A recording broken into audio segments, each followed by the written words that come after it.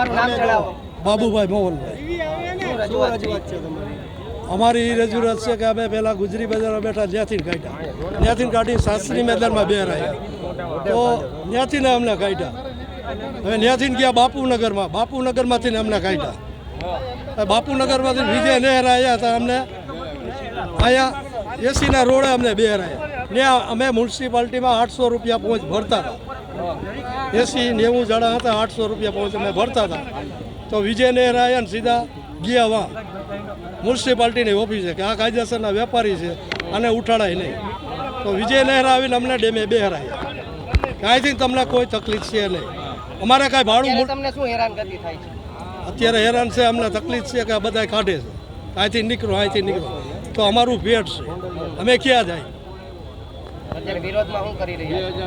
વિરોધ છે નો તમારે કઈ રીતનો વિરોધ કરશો? વિરોધી છે કાયમની નો, અમારે એ જગ્યા દિયો તો સારું. ચાલીને કોર્પોરેશને જવાના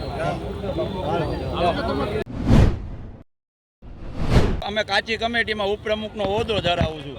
સાહેબ અમને વારંવાર પહેલાં અમને આપણે શાસ્ત્રી મેદાનમાં બેસાડતા, ત્યાંથી અમને કાઢ્યા તો આપણે કોઠારિયાના નાકે બેહાર્યા, ત્યાંથી પછી બાપુનગરમાંથી 80 ફૂટની ચોકડીએ, તે છતાં અમને અત્યારે ડેમે બેસાડ્યા. સાહેબ અમે જે લોકો કે એવી રીતે અમે મ્યુનિસિપાલિટી કેમ અમે ખસી જ જાય છીએ, તો વારંવાર સાહેબ અમને હેરાન કરે છે આ લોકો.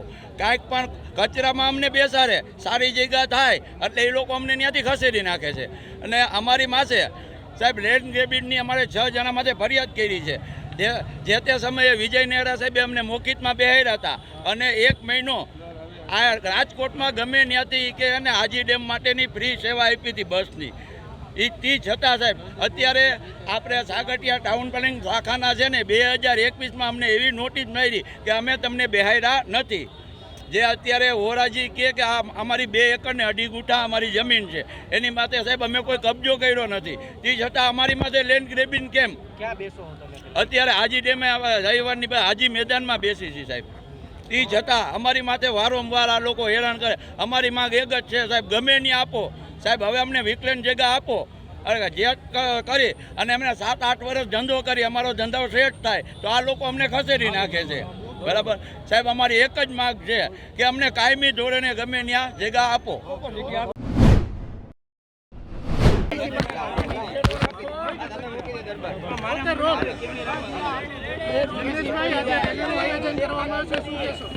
ભ્રષ્ટાચારી વૃત્તિના કારણે અને પૈસાની આંધળી ભૂખના કારણે ભારતીય જનતા પાર્ટીના રાજકોટ શહેરના કોર્પોરેટરો, ધારાસભ્યો, સંસદ સભ્યોએ ગેરકાયદેસર ઇમારતો, બાંધકામો, શોપિંગ સેન્ટર, ટાવરો જે ઊભા કર્યા, બીયુ પરમિશન વગર ઇમારતો ઊભી કરી, એની સામે કોઈ કાર્યવાહી નહીં કરવી અને ગરીબ લારી ગલ્લા પાથરણાવાળા, રેકડીવાળા જે રાજકોટની રવિવારી બજારની શાન છે, આ તમામ લોકોને મ્યુનિસિપલ તંત્ર દ્વારા, મામલતદાર દ્વારા, સિંચાઈ વિભાગ દ્વારા લેન્ડ ગ્રેબિંગની નોટિસ આપી એ કઈ હદે આ મ્યુનિસિપલ તંત્ર અને રાજ્યની ભાજપ સરકાર એક ગરીબ વિરોધી, શ્રમજીવી, લારી ગલ્લા પાથરણાવાળા વિરોધી બની ચૂકી છે એનો દાખલો છે. રાજકોટ શહેરમાં 68 કોર્પોરેટરો, 3 ધારાસભ્યો, સંસદ સભ્યો હોવા છતાં અને કોંગ્રેસના ધારાસભ્યો, સંસદ સભ્યો ખાસ નહીં હોવા છતાં મારે અમદાવાદથી આવીને લારી ગલ્લા પાથરણાવાળા માટે લડવું પડે એ ભારતીય જનતા પાર્ટી માટે શરમનો વિષય છે. એટલે આજે મ્યુનિસિપલ કમિશનરશ્રીને આવેદનપત્ર આપવાના છીએ કે આ લારી ગલ્લા પાથરણાવાળા એ રાજકોટના, સૌરાષ્ટ્રના, ગુજરાતના, દેશના નાગરિકો છે. ગૌરવપૂર્વક જીવન જીવવાનો, કામ ધંધો ને રોજગારી મેળવવાનો એમનો પણ અધિકાર સ્ટ્રીટ વેન્ડર્સ એક્ટ મુજબ છે. તો તમે સ્ટ્રીટ વેન્ડર્સ એક્ટ લાગુ કરો અને વરસતા વરસાદમાં આ ગરીબ માણસોને અહીંથી બેઘર કરી ઉજાડો નહીં, અને કોઈ પણ કારણસર અહીંથી અમને ખસેડવા પડે તો વૈકલ્પિક વ્યવસ્થા તમે એમના માટે ઊભી કરો. આ મુદ્દે આજે મ્યુનિસિપલ તંત્રને આવેદનપત્ર આપવાના છીએ, અને બાદ પણ તંત્ર નહીં જાગે તો મ્યુનિસિપલ કચેરીની બહાર આ ચોક્કસ મુદ્દતના ધરણા ઉપર અમે બેસવાના છીએ. જે રીતે રાજકોટની અંદર વર્ષોથી ગુજરી બજાર ભરાય છે, રવિવારી બજાર, એ બજારને લઈને રજૂઆત છે, શું આખી હકીકત છે, શું રજૂઆત કરી છે સર? આજે જે વર્ષો જૂની ગુજરી બજાર ભરાતી હતી અને જે લોકો હાજી ડેમ વિસ્તારની અંદર લારી ગલ્લા મારફતે પોતાનો વ્યવસાય કરતા હતા, એ આજે પ્રતિનિધિ મંડળ તેમની રજૂઆતોને લઈ અને આવેદનપત્ર આજે આપવા આવેલું હતું. એમની મુખ્ય રજૂઆતો એવી છે કે અમને એ જગ્યાએથી હટાવવામાં ન આવે અને બીજું કે એમની પાસેથી એમની સામે લેન્ડ ગ્રેબિંગ એક્ટ હેઠળ કાર્યવાહી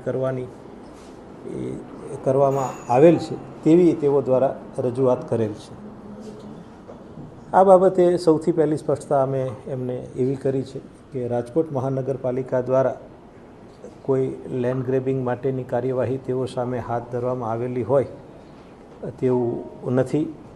એટલે જે ડિપાર્ટમેન્ટ દ્વારા આ કામગીરી હાથ ધરવામાં આવેલ છે એ ડિપાર્ટમેન્ટ સાથે સંકલન કરવા માટેની એમને રજૂઆત કરી છે. તો અમે ડિપાર્ટમેન્ટ સાથે સંકલન કરીશું કે શા માટે તેમને આ કાર્યવાહી હાથ ધરી છે. ત્યારબાદ બીજી રજૂઆત એમને એવી કરી છે કે અમને જો હટાવવામાં પણ આવે તો વૈકલ્પિક વ્યવસ્થા આપવામાં આવે. સ્ટ્રીટ વેન્ડર એક્ટ અમલમાં છે. એ સ્ટ્રીટ વેન્ડર એક્ટ હેઠળની જોગવાઈઓને ધ્યાને લઈ અને એ અંતર્ગત રાજકોટ મહાનગરપાલિકા દ્વારા સ્ટ્રીટ વેન્ડર પોલિસી કે નીતિ ઘડવામાં આવેલી હોય તો તેની પણ જોગવાઈ ચકાસવાની થાય છે. અને એ જોગવાઈ ચકાસ્યા પછી આજે જે આવેદનપત્રમાં એમને જે માંગ રજૂ કરેલી છે એ માંગના અનુસંધાને આગળ શું કાર્યવાહી થઈ શકશે એની વિચારણા જરૂર કરવામાં આવશે. અને વિચારણા કરી અને જે પોલિસીના અંતર્ગત મહાનગરપાલિકા એમાં આગળ વધશે.